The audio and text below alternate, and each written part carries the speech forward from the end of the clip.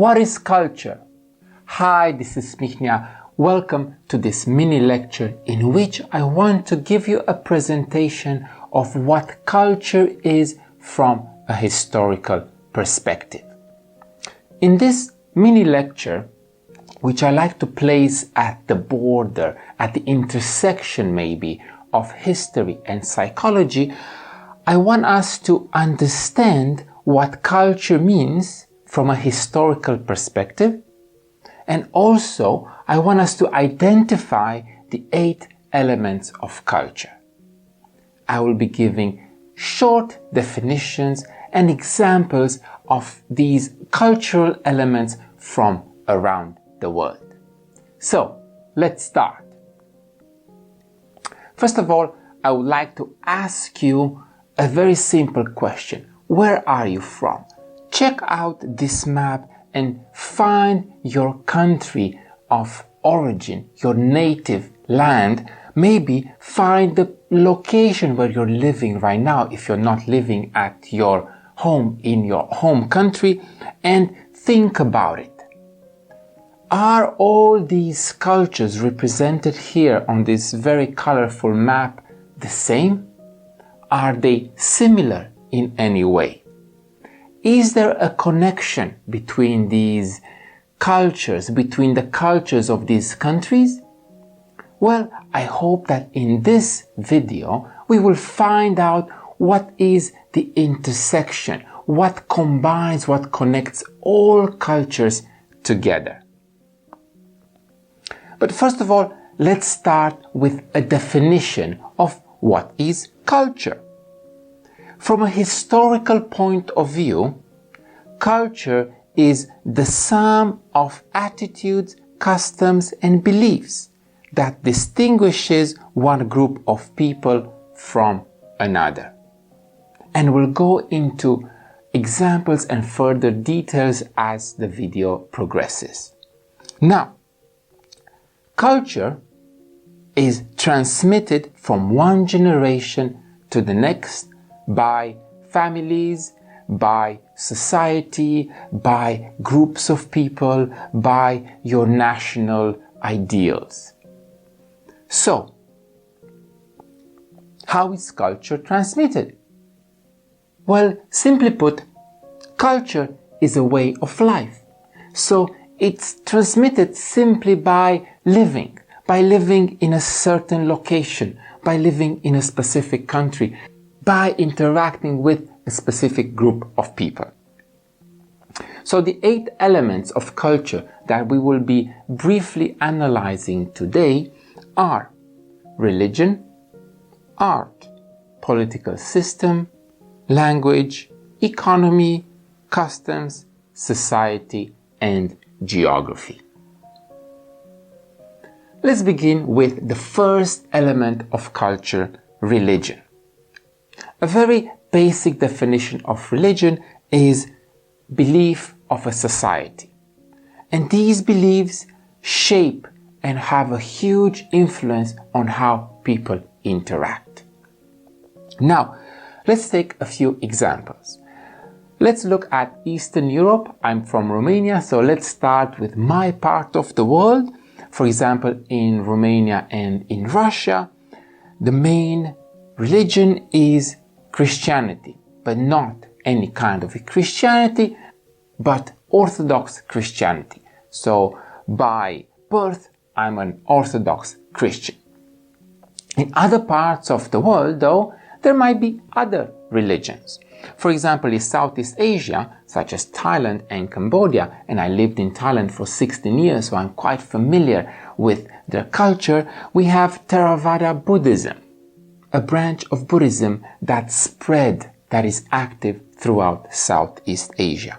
Now, as you can see in this image, each religion has their own sign and symbols and symbolism, but we will not go into that today.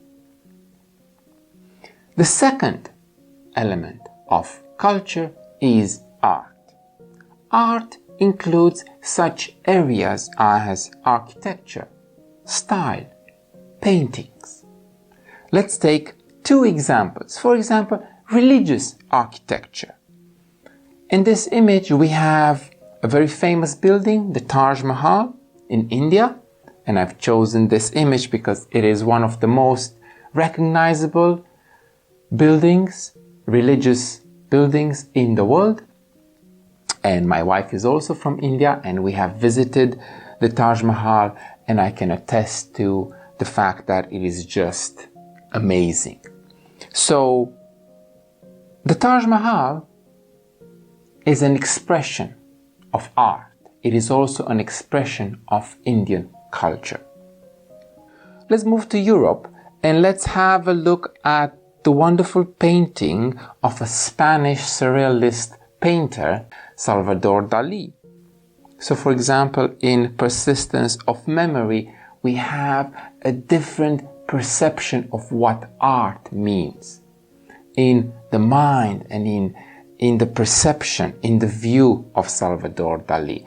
Very different, these two examples, religious art and surrealist art, but they're still part of the overall umbrella of culture.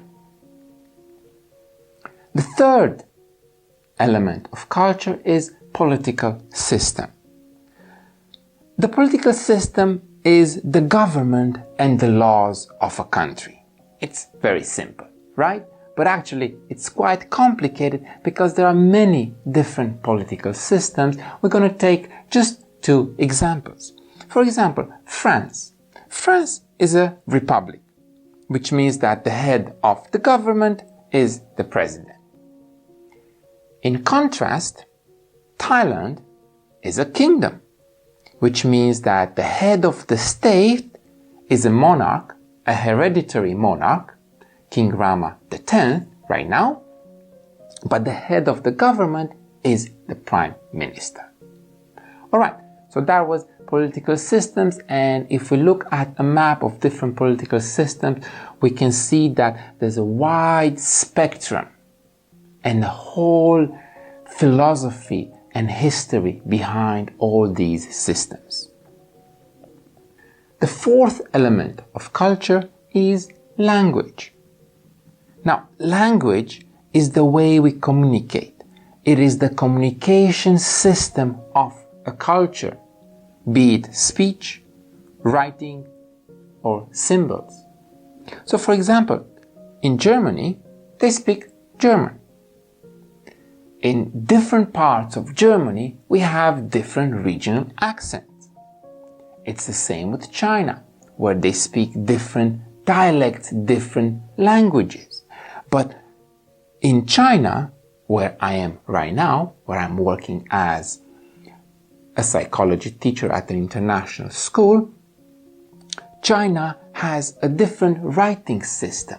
It is a system based on logograms and Chinese characters.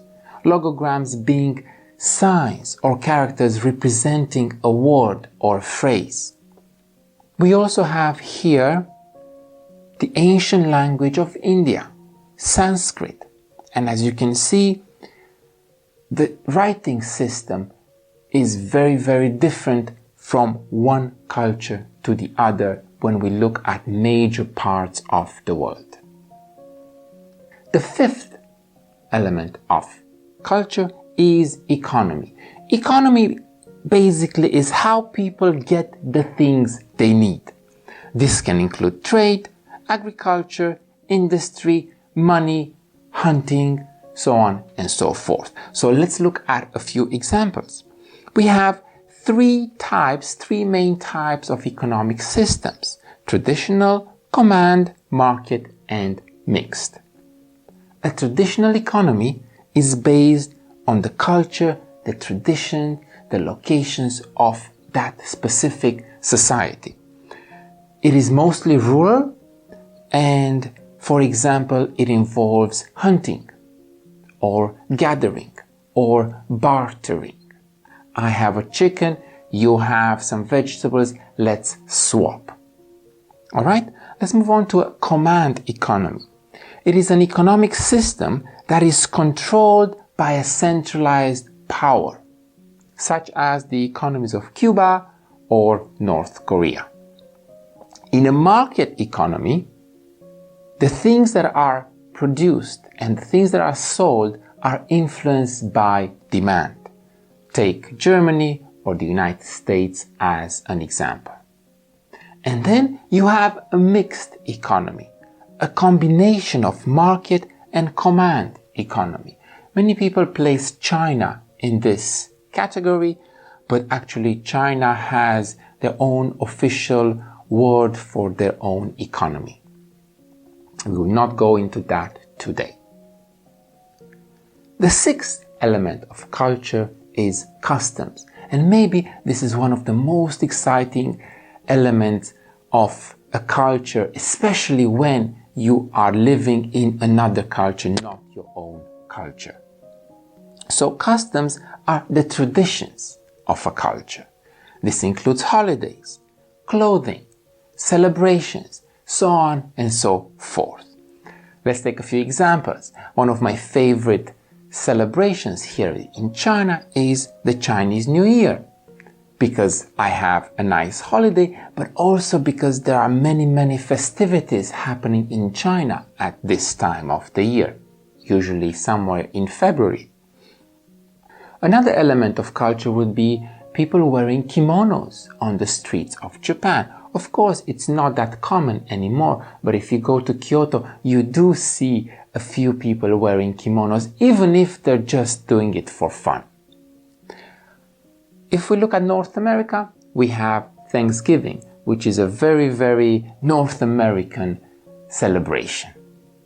And here in this picture, we have a dragon, which is a symbol of a culture, that of China, and usually we have dragon dances and dragons decorations during the Chinese New Year. The seventh element of culture is society. And society refers to the types of people in a culture, their race, their nationality. For example, people living in Asia are Asians. People living in Japan are Japanese. But this is a very sensitive topic, and race, gender, nationality has become very politicized, and unfortunately we have become quite polarized when it comes to race or nationality. The eighth and the last element of culture is geography. Now, I'm pretty sure you know what geography is, and it includes the land, location, and natural resources of a country, of a culture. We're looking at physical features here. We can include climate, we can include raw materials, and all the other elements that you would put under the huge umbrella of geography. For example, let's look at two very peculiar countries. We have the map of Nepal here, which is a landlocked country, which means that it is surrounded just by land, as opposed to Sri Lanka, which is an island and it's surrounded by water. You can imagine how the geography of these two countries influences the culture, the people living in that country. You can imagine that the people in Sri Lanka would be eating more fish during their daily meals. So, what is culture? Culture is a way of life. We all belong to different cultures. And the most exciting thing in the world is to learn about a new culture, to understand a new culture, to live in a new culture. I hope you enjoyed this mini lecture about culture. Let me know in the comment section below, what culture do you associate yourself with? Also, how about you check out some of our other videos on this channel? And don't forget to subscribe and click that notification bell button so that you don't miss the next episode. Until next time, this is Vojko Michnia, your social studies and psychology teacher, signing off from Beijing, China. Bye.